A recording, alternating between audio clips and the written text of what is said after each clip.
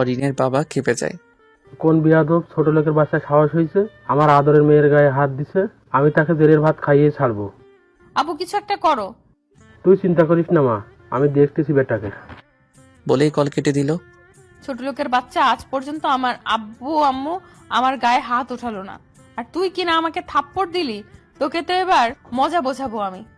এইদিকে অন্তর, তুমি অরিন ও তার বন্ধুদের মারাটা উচিত করনি। এখন অরিন নিশ্চয়ই তার বাবাকে বলবে। ভয় পাই নাকি এই অরিন তার এমপি বাপকে? আমাকে চিনে না তো, আমাকে চিনলে এই এমপি আমাকে বাপ বাপ বলে। আমার পা চাটতে চলে আসবে। কিছুক্ষণ পরে স্যার আসে আর আমরাও ক্লাসে মন দিলাম। ক্লাস শেষ করলাম। আমি আশাকে নিয়ে যখনই বাহিরে গেলাম দেখলাম অরিন ও তার বাবা উপস্থিত, আর তাদের সাথে 5 জন পুলিশও আছে। আমাকে দেখেই অরিনের বাবা আমার কলার ধরে।